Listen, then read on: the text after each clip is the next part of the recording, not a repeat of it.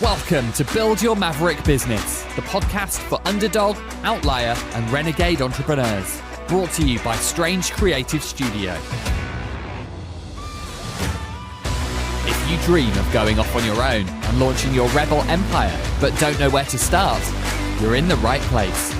We'll teach you how to use mindset, branding, and practical advice to build a killer business and transform your world. And now, here's your host, founder of Strange, Alex Pitt. Hello everyone and welcome back. It is finally spring in London. The sun is shining. It is a lovely, lovely day. God, that was a long winter. But hey, I went out without a jacket on today. Madness. Absolute madness. Throwing caution to the wind without my signature leather. Now, as I mentioned at the weekend, it was my birthday. It was my birthday on Saturday and it was the best day ever. We went on a boat. We went to a few of my favourite pubs in London. Obviously, we ended up in Camden. Did not feel fresh on Sunday, but lying around on the sofa is what Sundays are for, right? So first of all, just wanted to say thank you so much for the feedback on the Branding Beyond Your Logo series. It sounds like it was very useful to a lot of you, which I'm very happy about. That's why we do this. And I'm pleased to say that a few regular listeners have progressed onto the Not Just a Pretty Logo course off the back of it, which is lovely. If you did find that series interesting, give the course a look. As always, the link is in the show notes of this episode. So I've had a busy couple of weeks networking, and I've actually signed up to a new course myself. This course is one that teaches certain systems in business that I understand the fundamentals of, but I'm willing to admit that I need help. Right, I'm not making this particular thing work for Strange right now. So in all honesty, I need a bit of external guidance. So the first module in this course that we're being asked to do is all about mindset. I was very happy to have some mindset work to do because I'll be honest, this work never really ends, right? Working on your own mind, it's never something that you complete. Every time you hit a new glass ceiling in your business, you have to deal with the shit that goes on in your brain. I've said this before, your brain cannot tell the difference between the threat of a bear about to try to eat you and an email with some bad feedback. So doing certain things in your business will always feel terrifying to you until you've been there a few times, until you've worked through the discomfort of that thing a few times. And then you come out of the other side a bit harder than before. And you rinse and repeat. So anyway, in doing this pre-work, we were asked to make a list of our strengths and weaknesses. And to be brutally honest about this, I found it a bit uncomfortable. As this work always is, it's always uncomfortable to work on your mindset. But I got my list down, I colour coordinated it like the loser I am.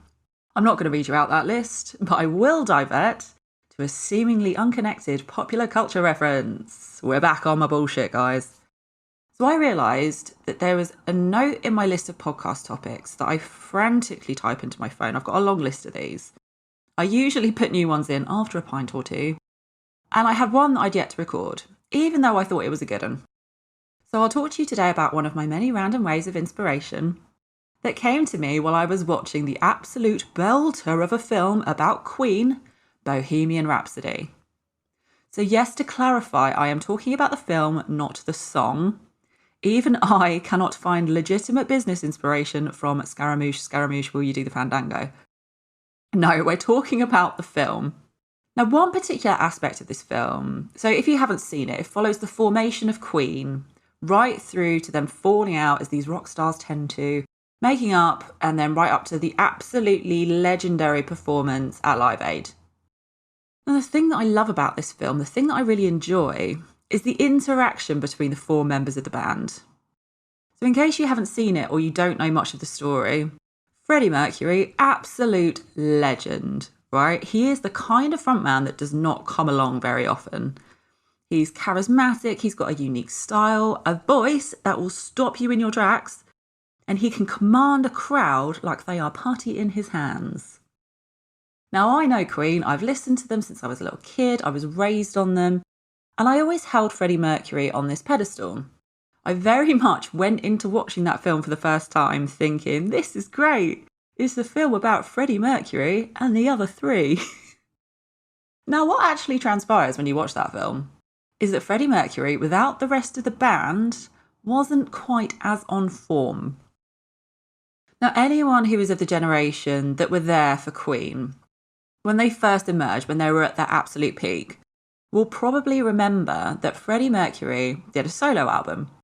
He went off on his own, without his band, and tried to find the next level of success without the other three, air quotes, holding him back.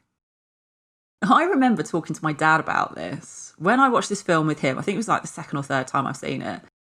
And I asked him if he remembered that solo album. I mean, after all, I can name a fair few Queen songs, but not one Freddie Mercury solo song. So he cracked up when I asked him that and said, "Oh my God, yeah, I remember it. It was awful."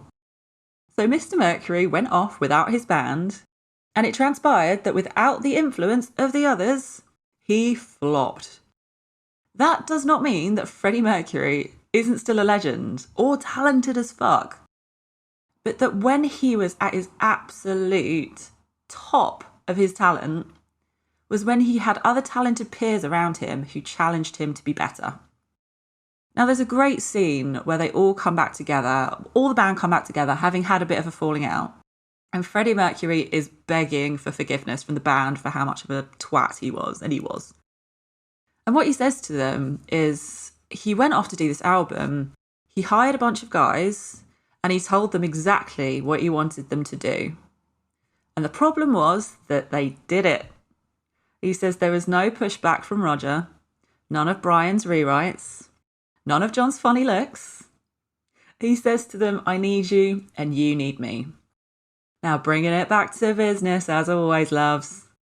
The thing that I learned from this, the thing that I love about this interaction, is it's all about how to be a true and powerful leader.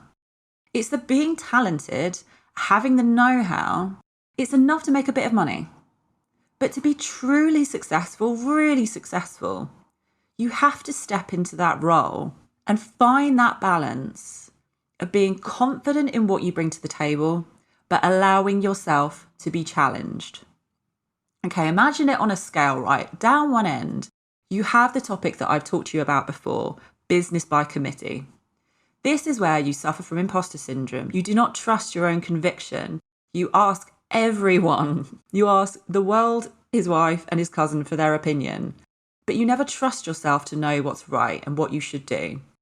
And down the other end of this scale, you've got, I was going to say arrogance, but I'm just going to say those who are quite stubborn, those who don't want to be challenged, and those who think that their way is gospel.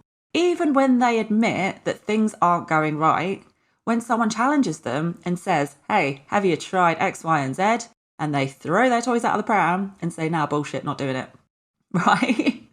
Now, those are two very extreme examples. And I don't necessarily think that any of us sit in one part of that scale all of the time. There are moments when I am a right stubborn bitch. Ask anyone on the Strange team. And there are times where I just cannot make a decision because I get overwhelmed, overload, and think, "Oh God, what if I decide the wrong thing?" So I'm always trying to make my way back into the center of that scale, right? Being confident in what I bring to the table, but allowing myself to be challenged. Surrounding yourself with those who bring out the best in you and willing yourself to do better every time, that is when you are taking responsibility for your own success, and you will find it. So that's it for me this week, my loves. Be confident in what you're doing, but let yourself be challenged. It's only going to make you more of a rock star. All right, you lot, I'll see you here next week. Got an idea for a maverick business of your own? Learn how to build a powerful brand that will get people obsessed with our online program, not just a pretty logo. You'll learn a simple step-by-step framework that will kickstart your killer brand and help you find your raving fan base. Find out more today at strangecreativestudio.com.